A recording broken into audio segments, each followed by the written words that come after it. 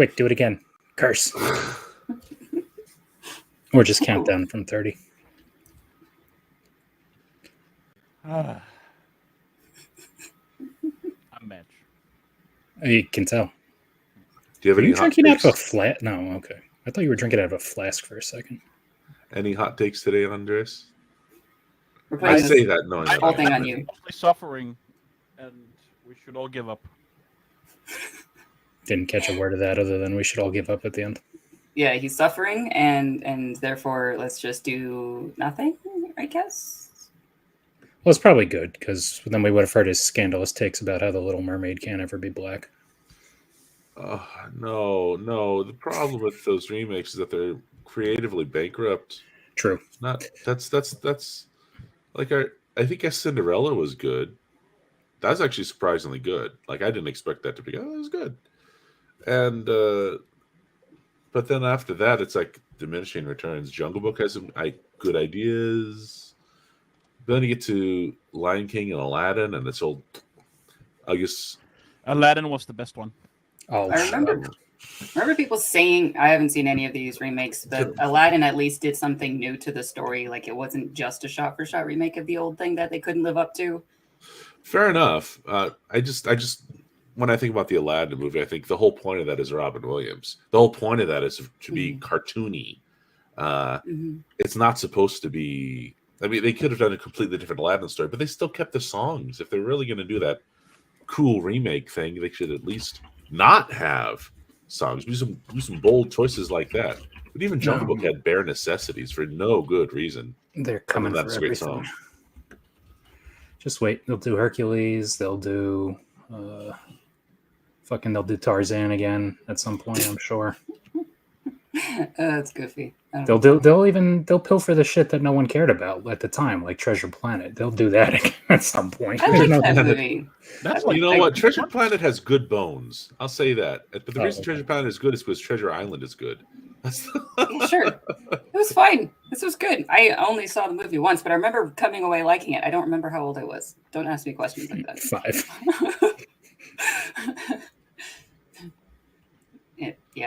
It is extremely annoying when they're just remaking the old things which are perfectly good, do not need to be updated in any way, to then do them badly. Yeah, but still make $1 billion because there's a bunch of fucking idiots out there. So yes, but like the decisions of everything that went into the Lion King, it seemed like it did not work because making realistic lion faces does not work in the story. That they leaned into the animation of like eyebrows and faces to connect to. You should stop having opinions on this. Yeah, no, because their next big idea is like a Mufasa prequel. It's like Jesus fucking Christ, do something else. I saw the stills for Pinocchio and I thought they're keeping the aesthetic. Then I heard Tom Hanks's voice. I didn't realize it was Tom Hanks and all that, and it's just I don't know. Maybe I'm just burnt out on all this stuff. Maybe I'm just too cynical. I try not to be cynical, believe it or not, but I don't. I know you don't. Embrace the cynicism, just because it will protect you a little bit. Life is so much easier. Just hide the cynicism away when you're reading Gideon. Well, did you guys ever see the Ghostbusters remake? No. Sadly. Okay. So was it any good? No. Which one? That's true. I guess I was thinking of the 2016 one, the one everybody shit on, and you were sexist if you shit on it. Well, exactly. That same dynamic is playing out with all this like Black Ariel thing, and I don't know anybody really worried about that or actually concerned about that. I'm sure there are plenty of people who. I'm sure there are. Do. But who cares? I don't know. But the biggest problem is that it's creatively bankrupt. I don't know. Maybe it's good. Maybe this is the one that turns it around. It seems to be a sign if they're like. The fact that they're leaning on a Black Ariel as the reason for it existing means that they're not doing anything correctly anywhere else, because that's not a thing. That shouldn't be a draw. No, that's the only thing they got. It's supposed to shield it from criticism, because if you criticize it, it's you hate the fact that it's like, no. First of all, this movie didn't need to be remade. None of these movies need to be remade. That's the biggest thing. And nobody went like, look, Black Heimdall. yeah, for real. Oh, some I people mean, did, nobody but- gave a shit. Some people did. It But doesn't that's care what actually race nobody that I is. know in real life. You never think of it. Yeah. Well, yeah, like, but I mean, these things, granted, they have like ramped up as time has gone on. But I don't. strictly speaking, I mean, same with Black Nick Fury. Fucking Samuel L. Jackson, just cast him. Why not? Yeah. No one- I don't care what race someone is and what race the original thing they are adapting from are. It's about, do they have the energy of the character? Can they fit it? Like Sometimes it can matter. Heimdall, right? Like if the character's looks actually do matter to the story, that shouldn't be violated. Well, yeah, that's the thing. I mean, if you're doing like a biopic and of Frederick Douglass, no one's going to expect you to cast a white guy. But at the same time, you would never see the reverse. You know, you would never see Blade with a white actor, and it's like, okay, fine, I get that. But at the same, but you know, it's like just the bad taste is actually like it's hilarious to me right now. But it's just it's. A That's the good thing. movie- Nobody cares about making a story anymore. It's just, hey, look at us, aren't we progressive? And now buy same product. A good movie I did watch this week was with Tom Hanks, was the Elvis movie. I actually found that very enjoyable. Yeah, I like that one. And I actually missed the last like 30 minutes of it, I think, because I had to go.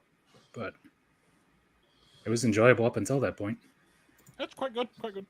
I really like I don't think I'm going to bother with the Bowie movie, though. I'm getting tired of these musical. Like the Queen one was fine. I enjoyed it. The Elton John one a little less so. It was okay, but it wasn't anything. You know, but is there, I don't know, is there an artist that's ever been bigger than Elvis? And I just knew very little about List. I mean, if we're Bronze talking about list. single, maybe Michael Jackson is comparable type deal. Yeah. Oh, that's a good point. Because then you'd have to get into bands. You'd have to get into the Beatles and stuff Queen, like that. maybe. I don't think Queen has the same impact that any of those three do. And I love Queen. I but don't think it's on that level. no, Pre- no. pre- They're the milking next tier down. Okay. I mean, it's still high up. Don't get me wrong, but they're like the Stones and the Who and all these other great band, Led Zeppelin. There's a certain tier where you get to a point where you're like the Michael Jackson and the Beatles and Elvis, where you just kind of transcend the industry in ways that no one else did or does at the time. Is Johnny Cash up there? Maybe in the genre, but I would not say globally or mass appeal. No. Because I actually had heard way more Johnny Cash than I heard Elvis. So that's Right, why- that could just be a certain time period. Elvis would have been of your grandparents' time instead of like Johnny Cash is a little bit later, if I'm remembering right. Well, I guess it depends. Because likewise, I heard way more Johnny Cash growing up than I ever did of Elvis, even though I knew more of who Elvis was. Yeah, I mean, then you get into those gray areas where it's like Sinatra. It's like, well, Sinatra's kind of an icon all around, but it's not really solely for his music. So, Elvis, of course, you know the songs, but I didn't really know, and I knew like cursory his story, but I didn't know about the manager and all the things that wasn't in the movie. And I thought it was quite interesting. Neither did I. It's the kind of stuff that you hear on the fringe, but it never really registered to me because I never really. I like Elvis music, but I never also go out of my way to listen to it. So I never went out of my way to really find out anything about him. Yeah. But I'm waiting for the Winnie the Pooh Blood and Honey. That's what I'm waiting for. Oh man, Constantine 2 got announced yesterday. I get that people are doing it just because they can do it, but some things are fun like that. Yeah, I'm not really hyped about Constantine 2. The first one this is with Keanu again, right? Yeah, but he's like the only name on there that I saw that I actually liked because Akiva Goldsman, I know he was involved in the first one, but I cannot give him credit for it being good. And then J.J. Abrams and Bad Robot, it's just like I don't like anything they've touched anymore. Yeah, I I'm don't just not. Even the stuff What that have they done that was like good? What was the last good thing they did, JJ? Well, J.J. Abrams was behind a lot of weird things like Fringe or Alias, and they always Those are start good. out really good, or like beginning of Lost, right? They start out really good and interesting, and then they just go convolutedly stupid. And that's the problem with anything that they do. And then, I mean, I might have enjoyed the Star Trek movies, the new ones, but he chat on over the lore a whole bunch. And then, of course, Star Wars.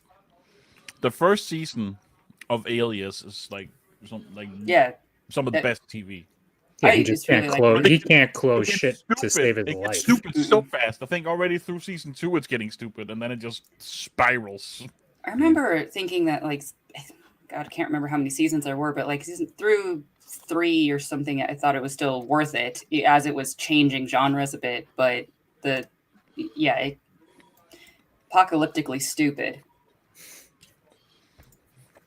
Yeah, I mean, I kind of enjoyed the first Star Trek movie he made, but I was also not a Star Trek fan, so I understood why people didn't like it. But it was whatever to me. It's good, Justin's not here.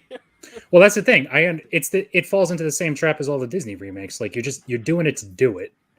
Now you went in a slightly different direction with the same characters to quote unquote make your own story. Kind of fine. That's bonus points for that, and not just doing a shot for shot remake. But I get why people wouldn't like it based on right. But then he did exactly that with Force Awakens being almost shot for shot for A New Hope, and like I don't. Oh yeah, care. no. Force Awakens was a much bigger offender than Star Trek. Oh yeah. Say again. It's not shot for shot, right? But it hits every beat of the original. Well, it's not. Yeah, it's not the same as Lion King, for instance, where it's basically just the same fucking movie. It's but yeah, it's the same beats, same arcs, quote unquote, except done shitty nonsense. I think the only thing is that most people seem to agree was kind of okay was Super 8, which I've never seen. Yeah, I think what they did right on the Star Trek movie, the first one, I think the casting was pretty solid. I like the casting, and that's about it. Yeah, definitely for what they're doing. Like, I think of all of them, I actually like Uhura the best because it's actually, I think, a better version of the character than the original. I mean, she kind of became, especially by Star Trek 6, she kind of became a punchline. Like, she doesn't. The Klingons. I know this is a stupid thing. It was a joke moment in Star Trek 6, but she's this great translator. That's her job, and like the one enemy of the Federation in her era is the Klingons, and she has to like get out a Klingon dictionary. She doesn't know how to speak Klingon. Right. So I don't know. So she's a competent. She's much more competent in this depiction. That's nothing on Nichelle Nichols. Obviously, it's on the screenwriters, but there's some good things about the characterizations there. I mean, I very much enjoyed the 2009 movie, but it's like I didn't care about Star Trek. So I didn't care about how they were deviating or being really stupid about anything. The whole black hole thing at the end was stupid, but the actors were good and they kind of carried it. The third one is legitimately good, I feel like. Crash is a good movie. I don't know which one. I don't know if I've seen that one. The one with Idris Elba? The one where they crash on the planet. Not. Yeah, the one with Idris Elba, right? The last one that he made. Yeah. Yeah, I don't remember being all that impressed with that one. I think it was better than Into Darkness. But I don't think I thought it was all that good either. I don't remember. I've only ever seen these movies like once, and then maybe once more when they were on TV, because I just aggressively don't care. Aggressive apathy. Man, what happened to that guy? What's his name? Zachary Quinn, the guy who plays Spock, who was also on Heroes. Yeah. Where did he go? I haven't seen him in forever. I asked him. I don't know. I mean, I think that was the only really big movie stuff he ever did was the Star Trek stuff. Because other than that, he was mostly in TV things, as far as I can recall. Oh, he wasn't Snowden. I watched him, and he wasn't that. I remember. I don't think I saw that. I think he played Glenn Greenwald. Maybe you have to care about current events to care about that one. So it's, I don't know. Yeah. Yeah, it looks like he specs a TV or something. Yeah, he is doing some movies too. It's pretty decent. Not Chris Pine. Well, who is? Yeah. Chris Pine is one of those actors, like The Rock. That's all you need to say. The Rock and Ryan Reynolds, right? He's good at playing himself. I kind of disagree with that. I think he actually, he can play a decent amount of range. I think he might choose a certain roles, or maybe those are the ones you've seen him in. They're like basically the same guy.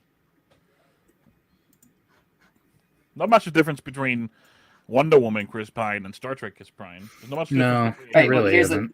Here's the problem: is like those movies are the same type of genre. If you go outside of that, I think he's a lot different. And where he might be the best thing of it, it's just how he's carrying his character in that. That's a funny thing. He is easily the best actor in the first Wonder Woman, and it's not even close because Gal Gadot can't act to save her life. Oh God, she's bad. I get that she's hot, and that's why she's like becoming. That is the only reason she has a job. Oh man. And it's funny; it doesn't show as much in the couple of Fast and the Furious movies she's in because she really can just kind of be there and look good behind the wheel of a car. She doesn't really have a character of any particular import, and she's hooking up with she's Han's love interest. Right. That sets off the whole plot of Fast and the Furious Tokyo Drift. She's a plot device. You mean the one that doesn't matter because he doesn't die? Oh, I didn't see the latest one. I heard that he didn't die. She's good in Fast and Furious because, like, it's an ensemble cast. She only gets like 5 lines. Right, that's what I'm saying. Like, it doesn't show that she can't really act in those because she doesn't have to. There was a really small clip. I don't know where it came from, but I've seen it a few times of like there's Gal Gadot sitting in a booth next to John Hamm, and both of them are trying to give the emotion of, I think, some kind of disappointment or frustration. And the skill level difference between John Hamm and Gal Gadot, it is painful. It is bad. Between not only an actual actor, but a really good actor. And and it's just like, it's all these small little things, but she is bad. Maybe it was an off day and I should give her more credit or something, but no, it hurts me to think of that. Ugh. If you want to see further, watch and they're bad movies to begin with, but the newest Poirot movie, the Death on the Nile. Oh, I did watch that. Oh, God. Yeah, well, everyone else is like holding her up. If you've ever seen the story, there's not much she needs to do in that. Right? I don't want to make it like a big thing. Draw it out with her though. That doesn't matter. She still can't act with what she's doing. She's okay in that. She was being propped up by everyone else. It was, but it was also she was the worst one. To fill the Nile. What the hell was her accent? It's just can't. I think everyone's accent's kind of all over the place in that movie. It's such a they're bad movies too. Don't get me wrong. I never thought much of the Orient Express either. That's okay. As far as the only thing that really stood out there, I feel like, is the main guy, like who plays Poirot. I feel he does a good job. Yeah, because this is his vanity project. This is his pet thing. Definitely. Yeah, I mean, he's a fine actor in general. Ken Branagh. I don't think I've ever really seen him in any. He's a terrible director. He butchered Artemis Fowl. Fuck him. As far as I'm aware, everything about Artemis Fowl was, which I've never read and I never saw it, but as far as I'm aware from people who have, that is arguably the biggest abomination to come out in the last. What, the movie or the book? Because the remake that they did like 2 years ago or whatever. Yeah, that is. I watched not very much, and I was like, nope, fuck this. Was that the fault of like executive meddling and to the point that it's no longer a correct story, or what? The thing that pisses me off the most was his decision. So the whole allure about Artemis is he starts out as basically an anti-hero, a bad guy, and he becomes better. That's what happens over this series. He starts as like basically the son of a criminal. Yeah, big criminal boss guy, and he wants to restore his family fortune, and he will do like evil shit. He does evil shit to do that. And it's quite interesting. And in this one, it starts off in the movie. They changed it. We can't have Artemis start as a bad guy, so his dad is actually a secret agent who knows about the supernatural world, and now he has to go find his dad. And I already want to vomit. And something like that. It's fucking pussies. It just like you can have a bad character, you can have a bad person as a character, and that's fine. Nope, not allowed. The whole thing is like how he becomes better and how he, for example, how he he grows close to one of the characters and he sees some of the things he's done wrong and this the older books happens over by the I think the third or fourth book out of I think 6 or 7. You know, he's basically a good guy, and from there he's a good guy. But it was a really cool story to get there, and they just ruined it. They started there, and then he becomes a bad guy by the end of the first one, I think. And it's like, why? Yeah. Hollywood.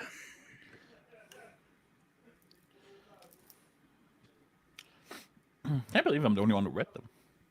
Like, they were I can believe that. They were huge here. Like, I mean, they were huge here. They just I don't know. I was going to say, there's plenty of big past them. things. I never read that. I never read Aragon. I never read. I never read that either.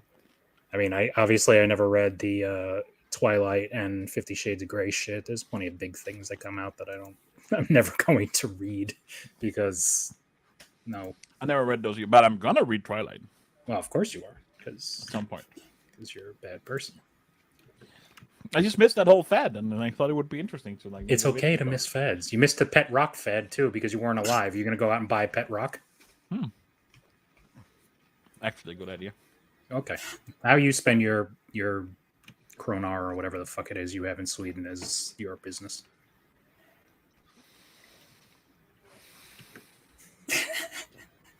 He's just accepting of it at this point. Yeah, that was the face of acceptance, is what that was.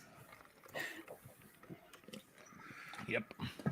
He's already having a terrible day with his microphone set up, and now he's got to deal with the fact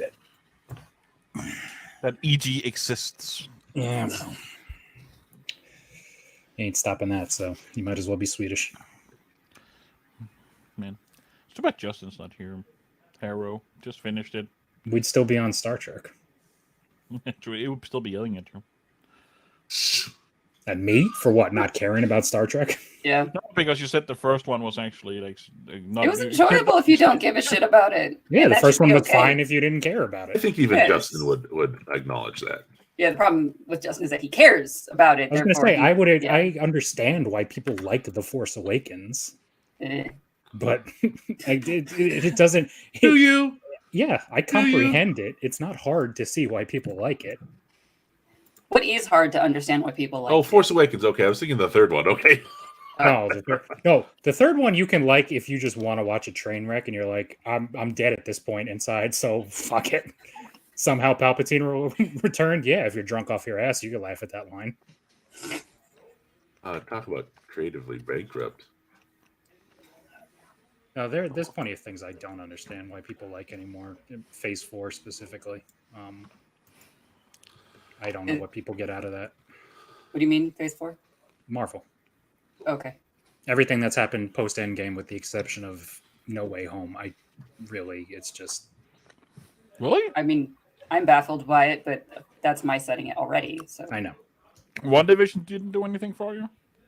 The first 2 episodes were perfectly good, and I was invested, and then it shit the bed. And it then set the tone of a pattern of all the shows doing that, where it's like, except for Loki, which was bad from the start.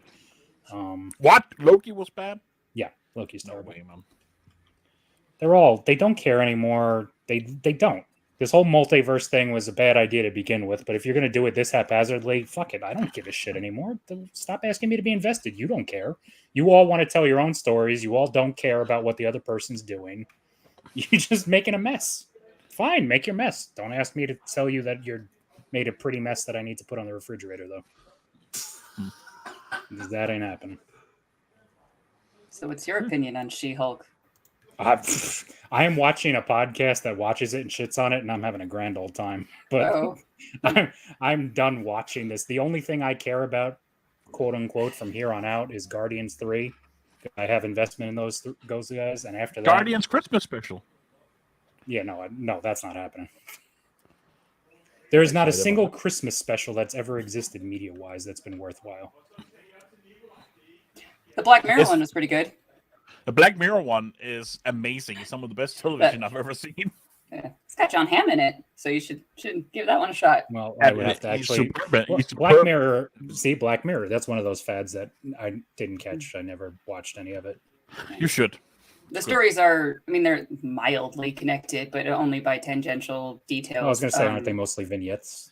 Yeah, so you can jump into that one without caring about any of the rest of them because they explain whatever the rules are of that specific setting just fine. Yeah, it was a matter of, I didn't, from what I heard, it wasn't consistently great. The last season is the worst one, but it's still pretty decent, pretty good. The rest are good. There I were don't- some that like they shouldn't have made, or they shouldn't have done it in that way. But the earlier seasons when they were like actually pushing buttons that horrify you and exploring something that way, those were really good. I can't think of any episode I think is bad. The Miley Cyrus one was bad. I didn't think that was bad. I just thought that was one of the weaker ones, but it wasn't bad. There was whatever teaser for it gave me a completely different impression of what that episode was, and so I was completely let down by it. Like they were going to veer into something way darker, and it was just really stupid. Yeah, no, I don't. I went in blind, so I didn't. I wasn't. I didn't have. I mean, any it still would have been bad if expectations. I went into it blind, but then it was angry. The Bandersnatch thing was really good, though. Oh, this was Black Mirror? Yeah. Yes. Okay. I only saw the Star Trek one. Is that the Bandersnatch? No, that's a good one. The Bandersnatch is That's a actually good an interactive thing, like that they did it on Netflix, and so you Oh, can yeah. choose I whichever remember route it that. goes. The worst Black Mirror thing. The That name is Bandersnatch now triggering me to remember those Alice in Wonderland remakes. of course. Oh, yeah. I actually saw that in theaters. That's when I was still a fan of Tim Burton. I was like, I'll watch every Tim Burton movie as it comes out. Little did I know. I've never been that. My sister, mostly because Johnny Depp was in all of them, but I've never been enamored with Tim Burton. And I don't even really necessarily hate his style or whatever. I just never cared enough to be like, oh God, a Tim Burton movie. I must see this. Even though I knew Johnny Depp and fucking Helena Bonham Carter would be in it no matter what happened. True. Without What is exception. your favorite episode from Black Mirror, Alex? Give me a moment to remember them all. There's probably going to be something I forget. The White Christmas was really good. The Star Trek one was really good. There's the entire history of you, which was in the first season. First season, that's the best one of the first season. I really liked that one. Just showing how banal the differences are of like, if you can have perfect memory on demand, how are you going to torture yourself with what you're going to recall? Mm-hmm. Shut Up and Dance. Should Have Been Dance was good. That's so good. I was disgusted by the end. Yeah, I was like, I did not expect So that good. that twist, but they set it up very well. That was good. I don't know, everything up until that last season, because he was trying to be less dark and less horrifying, and that was a bad decision. I get that show's kind of trying to be like the modern Twilight Zone. Have you guys ever seen the old Twilight Zone? The old Some of- black and white one? Like from the 50s, yeah. Like Rod Serling, Consider. No. That kind of thing. I've seen some of. They used to have this old I guess it's a difficult to program for this this period, but there used to be a big old what's it called, a marathon that they would do around New Year's Eve. And so back in the days back before TiVo, we'd get out the VHS and just record episodes. So sometimes I would just watch the New Year's Eve, like 1998 or whatever, Sci-Fi Channel New Year's Eve Twilight Zone marathon, and they would do that every year. And then sometimes I'd see one that I hadn't seen before, so I'd quickly get out the I don't know. Good memories. Good memories. You were excited. That's Oh, man. You're allowed to be excited. Alex San Junipero, also an excellent episode. Okay, so it was okay with the concept that they were playing with, but the lesbians kind of bored me. I didn't. I just thought it was really. It was actually like kind of a happy episode, which was like, you know. I mean, that did a happy ending better than some of the other ones did a happy ending. But it was, and the concept as they were like showing it, like I didn't understand why was it showing like this week to week to week thing. Oh, now I get it. But the romance inside of it was just kind of like, okay, I accept it, but it's not making me cry. I didn't cry, but I liked the episode. I'm just going to say, is that the metric for for a good lesbian story, if it makes you cry or not? I mean, it would be a good marker of a story. Like, if a lesbian romance makes me cry, that probably means that it's good. But that one just kind of, it's like, I accept the thing. It's not like it did it badly. I just was like waiting for it to get to the next interesting part. All right, that's our next. Everybody's got to pick a movie or a show with a lesbian romance in it to see if we can make the director cry. Can't even think of many off the top of my head. Gideon the Ninth. Well, no, that doesn't count. And after this, we will never let her pick anything ever again. I will say that the last part was good of Ariel, but man, was it hard to get there. But we'll talk about that next time. I find that it's very strange, but okay. Put a bullet in me now. I don't know of many good lesbian romances, and maybe this is a problem with me, is I do kind of tend to find them boring. I think the best, not lesbian, but gay romance I've ever seen is the Black Mirror episode Striking Vipers. Oh God, that was so stupid. No, that was just getting that wasn't a romance. You have missed the point. It was not a romance. I was being facetious. Oh God. It was not a very good episode. Call Me By Your Name was held up as being really good as a gay romance, but I've never seen it. Neither have I. Could always go with Brokeback Mountain. It's easy. That's actually pretty good. I've never. I mean, it's a good movie in general. That was a fad that missed me. Good movie. Carrying. I was the youngest person in the theater when I saw that by at least 60 years, I think. Wow. I'm surprised people that old went in and watched that movie. Yeah. Well, you got to remember, I think it was what, 2006, 2008, you know. Did they know what they were getting, or did they walk in thinking it was a cowboy movie? Maybe. None of them walked out, though, as that I can remember, so. They were willing to see it through, even if they were lulled into thinking it was a cowboy movie. But I know what it is, but the bigger selling point is just Heath Ledger and Gyllenhaal are both good actors, and so, I'll try it. I mean, I have nothing against it, I just never bothered to get around to it. Yeah, but I mean, that's me with romance in general. Like, I'm almost certain I went because of what it was claiming to be, you know, because I don't fucking do romance movies if I can help it. Romance can be so badly done that it can be a detractor, but when they are done well, I really appreciate them. But it's hard to find them in the right. I think there's maybe 2 romantic comedies on the planet that I actually enjoyed. Oh, please say one of the ones I really like. Love Actually. I haven't even seen it. I enjoy that one. And then, but that's I like that because of the amount of people and the amount of stories in it that you can get away with, even saying it's not strictly a love story, even though it's in the title. Well, I don't know if you guys knew this, but there was in Love Actually originally a lesbian romance. The little kid's teacher. No, haven't seen the movie. Yeah. The other one, I guess if it counts, would be Crazy Stupid Love. I like that movie. I've seen that one either. I think too. One of the other ones that's really held up is 10 Things I Hate About You. I've never seen that one. That movie is. I very much find that movie overrated. Okay.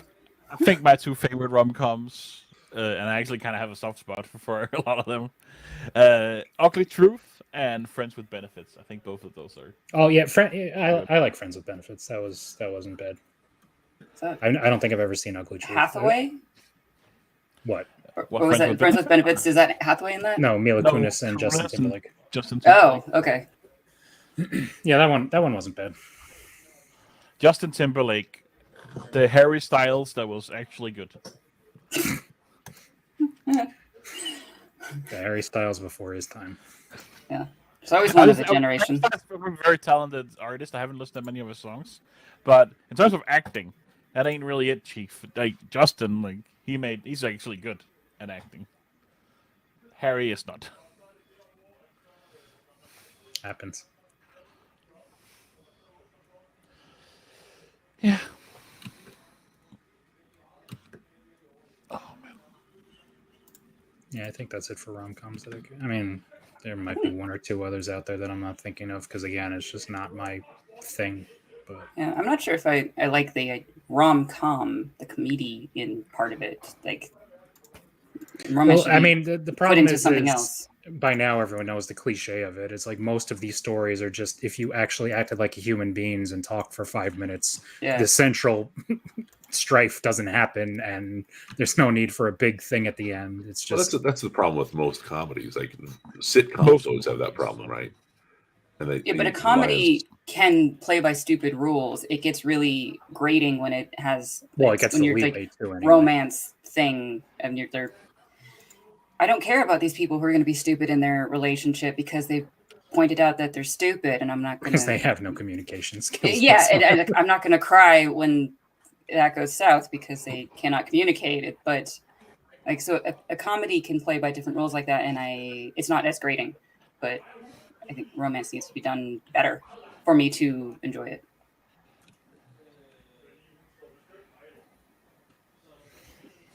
it. What's Romancing the Stone? It's an 80s movie. I've never seen. I know of it. Okay. But I've never seen it. Well, what's Goodbye Girl then? I don't know these things. This is why I haven't seen them, Michael. Goodbye Girl. I think they did a remake of that some years ago. That was like the phone was right up in my ear. Sorry, but I'm so sorry. Hang on, let me mute it. Hi. I think I saw the remake of Goodbye Girl when it came out. It was like 10, 15 years ago, but I never really cared about it. Yeah, no, I never saw Romance Scenes. Does Crocodile Dundee count as a rom-com?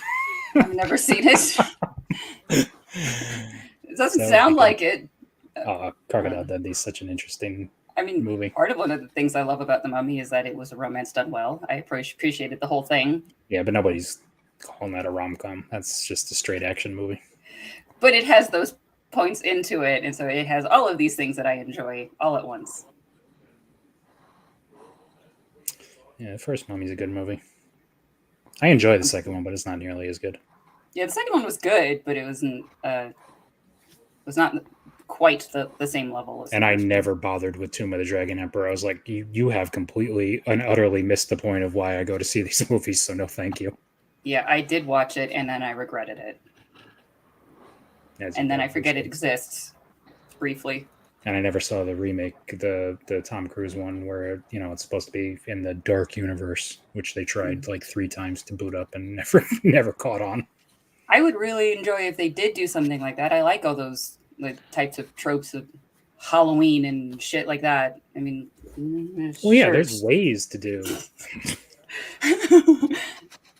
But it didn't look at any point like a good movie. It didn't have a purpose. Well, it's what they started it off with, right? I mean, it was that, and no, it was Dracula Untold, which, as hilarious and entertaining as that movie is, it is a bad movie. Yeah, I actually remember enjoying that. There's Luke Evans, right? Yeah. And he probably thought that was going to make his career, and oh my God, did it not.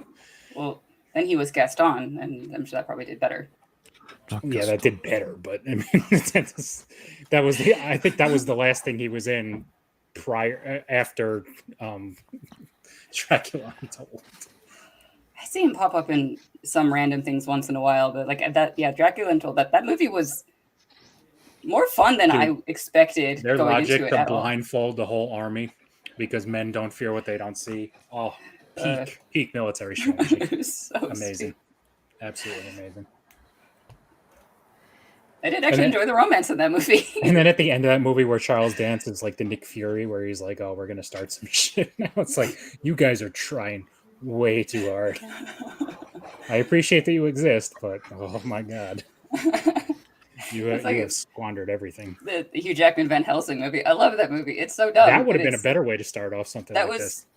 That type of atmosphere of just like overly cheesy, but they're committing to it to such a degree that it's carrying forward. Like it is its own momentum. That was so much fun. Yeah. Van Helsing is a better version of the League of Extraordinary Gentlemen, which I also enjoy, even though it's a terrible movie. I like both of those, but I don't know. I kind of like the League of Extraordinary Gentlemen. I've certainly seen it more times than Van Helsing. Yeah, the guy who plays Dracula, he's actually in both of them. He plays Dracula and he plays Moriarty in League of Extraordinary Gentlemen. It's the same guy. Oh. And I think they could have made a universe based around just that guy playing the villain. I think they were clearly trying with League of Extraordinary Gentlemen, and then it was not happening. Massive what were they? It was kind of before really like doing the big franchise thing.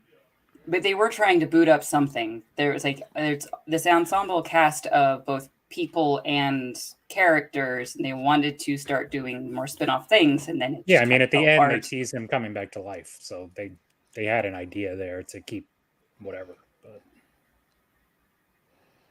that was never going to happen that way. Poor Sean Connery. Listen, he turned down Gandalf and The Matrix, I think. And then went with that instead. What was he supposed to do in Matrix? I don't remember. It might have been Morpheus, but I don't remember. I was thinking the Architect. Oh yeah, it was the Architect. That was another thing. Yes, I think it was. You would have been excellent as the Architect, I think. I don't know about excellent, but I'm sure he would have been fine. So this week we watched The Rock because my husband had never seen it. It's a delightful movie.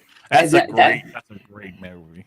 The movie is stupid. The best thing of it is Sean Connery. If you just accept Michael Bay action movie rules, that's what you're getting. But like the dialogue is kind of stupid. I mean, it is the easily characters his are best pretty movie. stupid.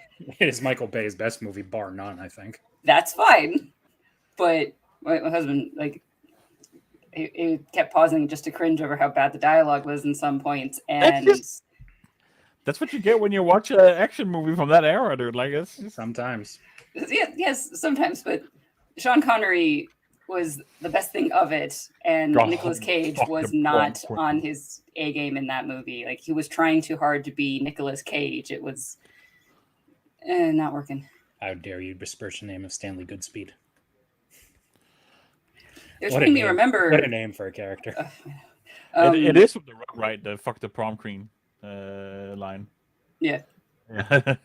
But it made me remember Con Air. Like I remember really liking Con Air as a kid. Oh, maybe that's because Nicolas Cage wasn't in it very much because most of the movie was Malkovich.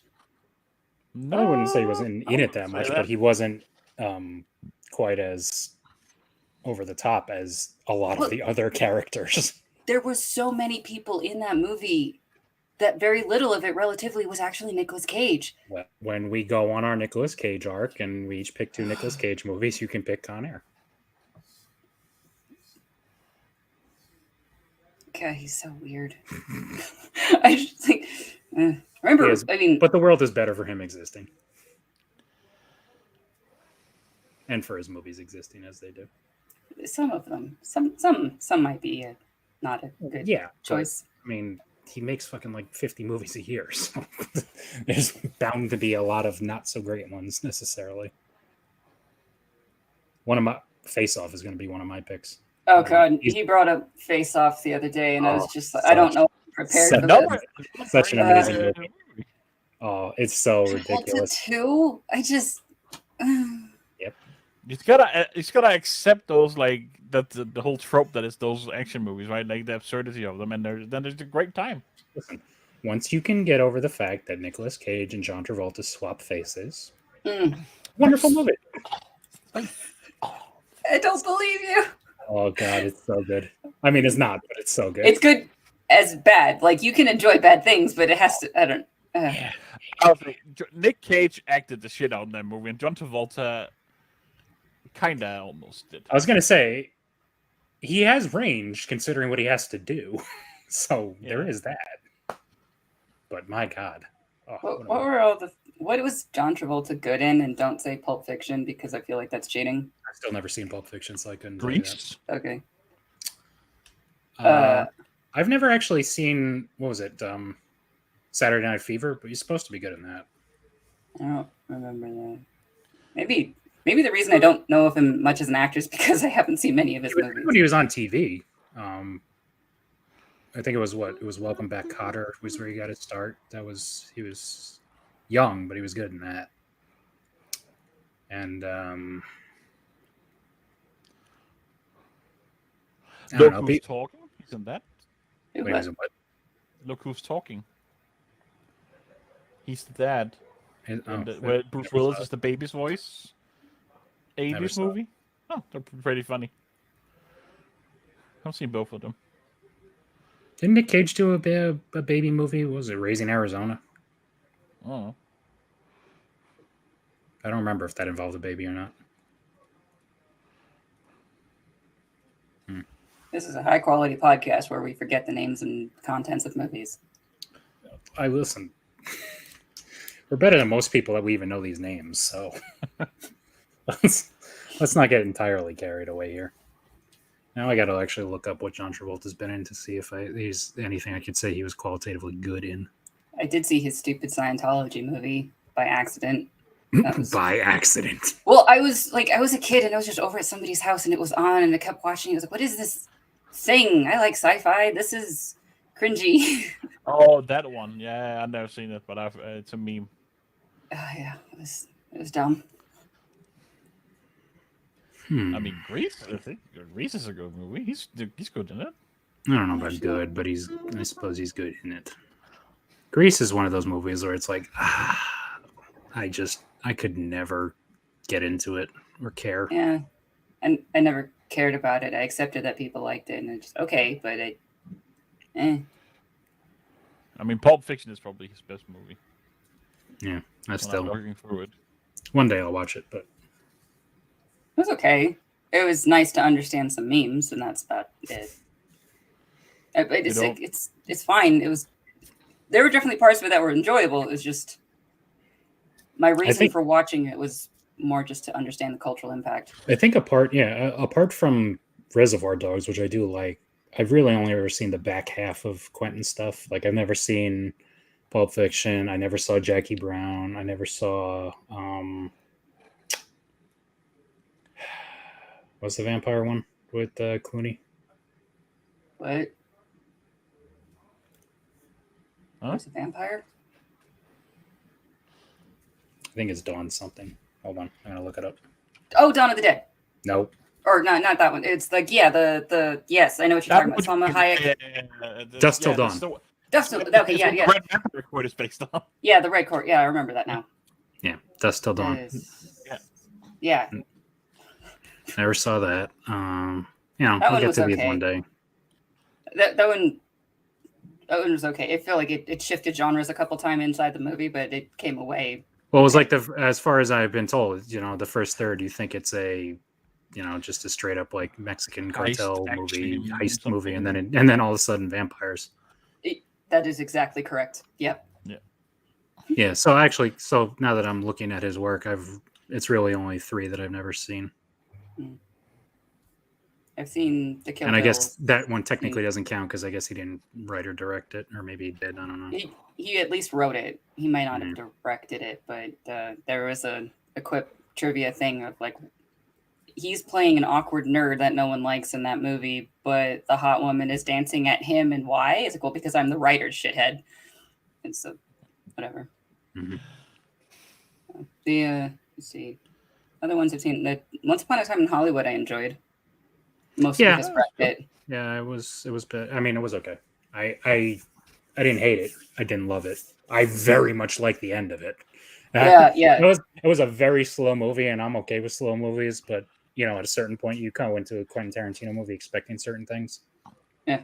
So I like the Bruce Lee part with him and Brad Pitt, and I like very controversial Bruce Lee. The ending with the cult is just it was worth every minute of that 3-hour movie just to get to that part.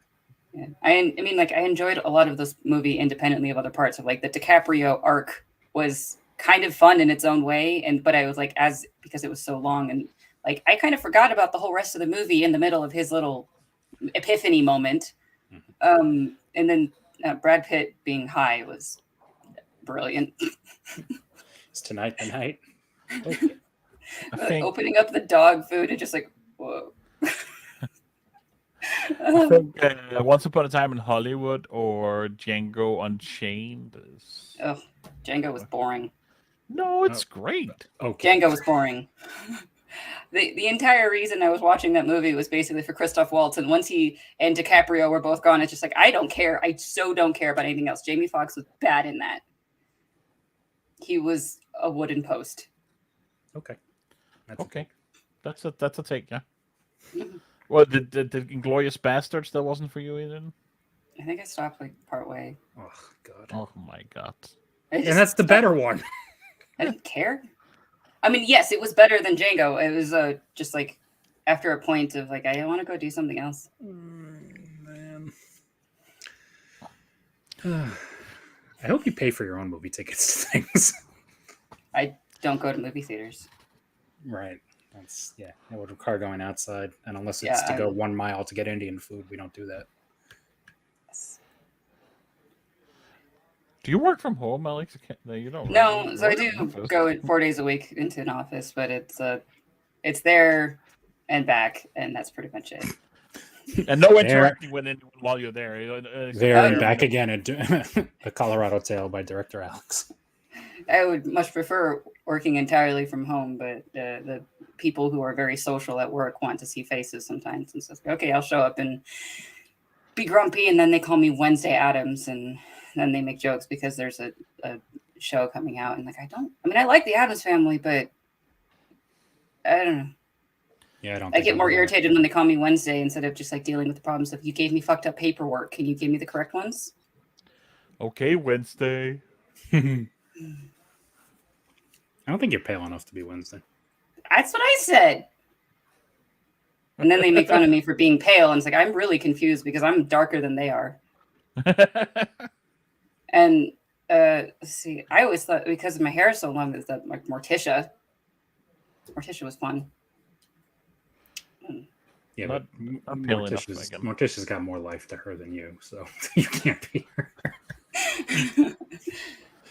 You could be Cousin Ed if you like move the hair over. I can't believe you just dipped out of this many Tarantino movies. Like, they're also. I haven't seen Hateful Eight. No. Hateful Eight is a little sloggy. I enjoy it, but I could see why somebody wouldn't.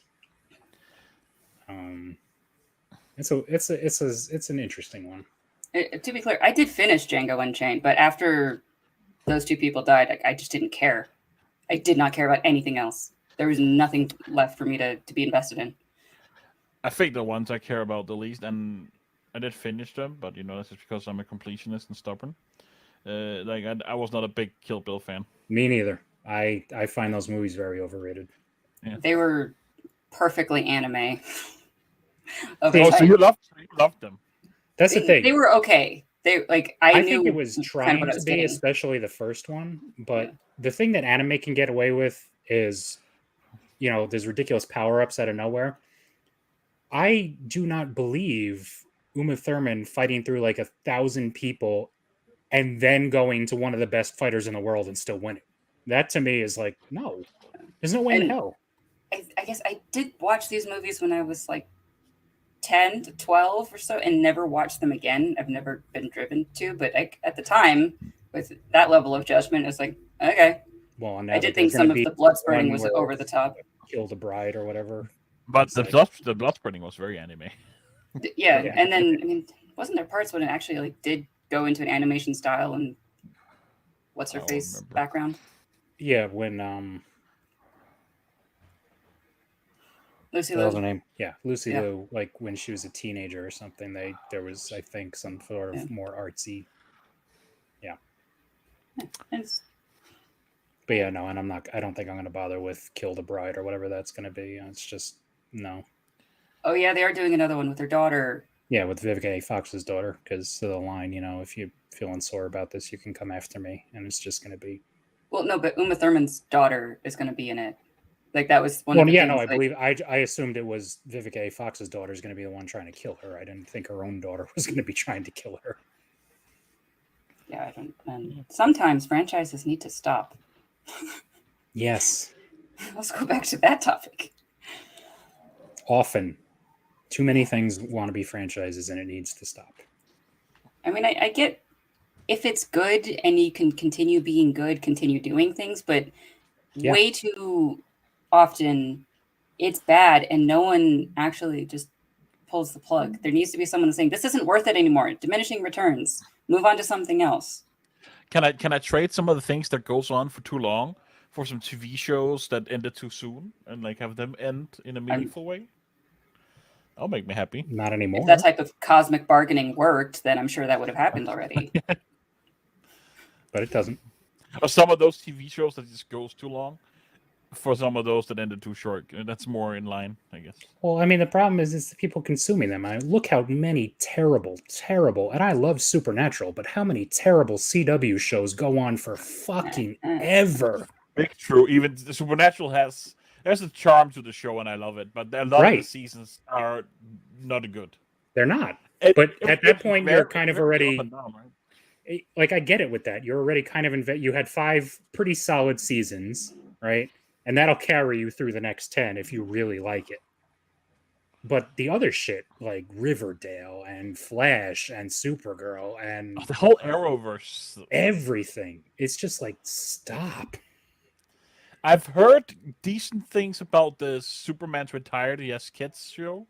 Yeah, but that's not even there anymore. That's on like fucking TBS or some shit now. Okay. That one's supposed to actually, like, it's a little more down to earth. Superman and Lois, I think it is, right? Yeah. Yeah, I've heard decent things about that one, and Doom Patrol isn't a CW show, is it? That's the one with Brendan Fraser. Brendan, that's such a sweetheart. Did you see that thing I linked? I saw that you linked me at something of protect Brendan Fraser at all costs. I don't know. I love the movie and I like Brendan Fraser, but I never said I'm on that team. I feel like I'm on the Brendan Fraser team. I feel so bad for. I feel so bad for what happened to his career because he actually stood up for himself. Mm-hmm.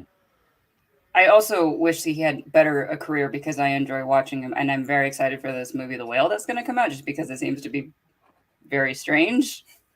Do you know what happened to his career? Like why it basically tanked? So he did have some injuries that kind of fucked up his back, so he wasn't able to do some of the action movies anymore. Also, he had a very nasty divorce that kind of ruined because of the way that alimony, I think. I don't know the details. Also, big wig Hollywood name who escapes me right now hit on him, and he was like, basically, don't do that, and then he wouldn't stop like hitting on them, and then he was public about it that it was wrong and don't do that, and then he, got cut out, blacklisted basically. Yeah, but now he's back and playing a 600-pound depressed guy. This is going to be great. Well, I mean, yes. That's not exactly. I mean, would you take that career trajectory given the alternative? I probably wouldn't. This movie of The Whale, there's a lot hinging for his career. He can have a reboot with this. It's him and this weird type of script it seems to be, and Darren Aronofsky. It's going to be a very strange movie, and I'm excited for it. Well, yeah, I mean, it's going to get a lot of critical praise, and probably no one will go see it. But I mean, more people will see it now because of Brendan Fraser and because of all this stuff than a typical. This will pave the way for the Mummy reboot where he goes on adventures with his kid. Yeah, but they already fucked that one up with the third one. So I mean, you really going to trust whatever they do now? I mean, they should not be hinging that on him. He should not go back to the Mummy universe because it's just going to be a sign. If that's the selling point, that's not good enough. It actually needs to have good and decent writing with it, and there's not a lot of people who are capable of writing anything interesting or making things in Hollywood anymore. Well, they don't get hired. They give them to fucking nobody with no credits to their name, and they get to be showrunners of like, you know, fucking Obi-Wan Kenobi. And it's like, stop. I should save some of these opinions for another show, because that's exactly what's been happening. It's part of it is the scattershot amount of shows that they're making, and whatever stipulation they have that maybe are driving away people who are good at things, or whatever. Like, well, it's because nobody wrote an Obi-Wan Kenobi show as an example, or a Boba Fett show. Nobody wrote that out and said, like, I've got this idea. What they said was, we've got this character, go fucking do something. right. And that's all that happened. And it turned into shit, which it always does. Whereas I think Mandalorian kind of started as, I have an idea, but let's make something about Mandalorian. And it also has people but in it that at least kind of know how to make a shows. vague idea. There's something to be said about the kind of historical knowledge and capability in an entity from, like, as a group. Like, HBO making something is still pretty good, at least of the stuff that I've seen and paid attention to lately. Like, House of Dragon still hits in a very good way. I'm enjoying it. Yeah, I am too. But and I'm okay with it. And it's not like it doesn't have the same. I didn't care about it going in, but I thought to myself, I was like, all right, these are completely different people.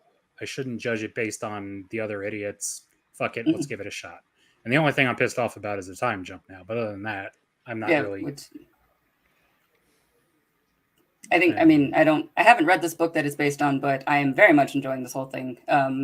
But yeah, like, there's some, HBO has a historical crystallized knowledge in their ability to do something well. Well, yeah, I mean, Amazon Studios, the end of Game of Thrones wasn't their fault. They wanted them to keep going. Exactly. Right. It was D&D fucktards. It was, but like the Amazon shows, I'm very worried that they just don't have any ability to do anything correctly. Yeah, I'll save that argument for most. I'm not even bothering with Rings of Power. Nope, it's not happening. Hate watch it. No, I'm not going to hate what I don't go into things wanting to hate it. I mean, I know I'll hate it, but I'm not like sitting there like, I'm going to sit here and hate watch this. It's like, no, I'll watch it for what it is, and I'll hate it for what it is, but I'm not going to specifically go into it with like the mentality of, I'm going to hate watch this. I mean, I went into very skeptical into House of Dragons, and that's been fucking amazing. So Right. I'm hoping Lord of the Rings will be decent. You go nuts, and when you like it and report back, I'm going to ignore you because you like everything anyway, so it really doesn't matter. Rings of Power needs to be something that we actually argue about at some point, because I have too many opinions about it, and I'm sure other people are going to have them as well. But the like, my worry that happened with like Wheel of Time, which I've never seen. I read the first book, but people seem to be kind of saying like they deviated from something that is really core to the story in a significant way, and they just kind of shrugged off any criticism, but they fucked up how the magic works. Yeah, that was I think I'll probably get Mike from Mike's book reviews to talk about that.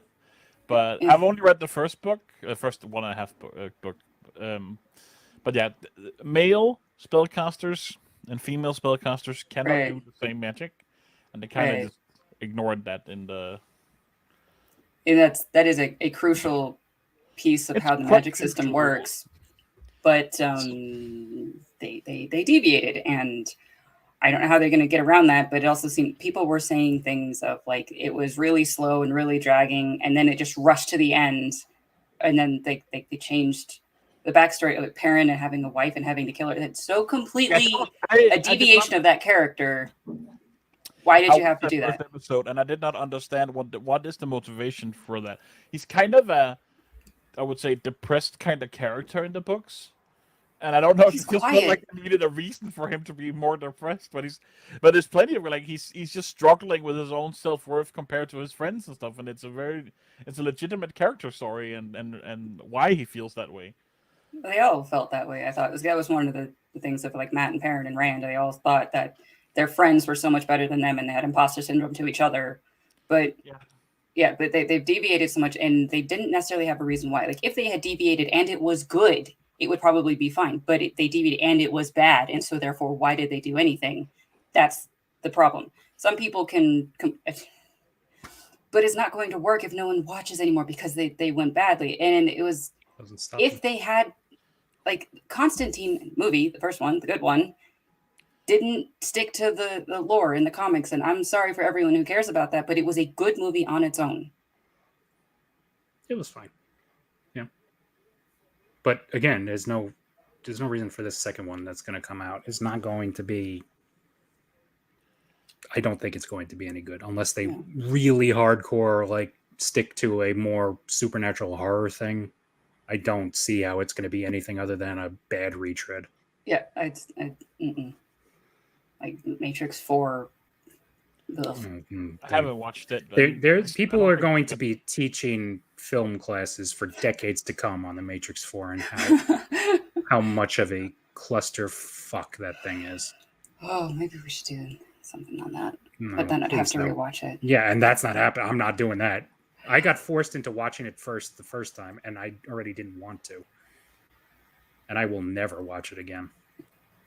It's just something like, kind of like watching a train wreck. It's like, how... Just end it. We're done. Okay. Sorry, Peter, but now you got an hour to kill. Yeah. Enjoy, Peter.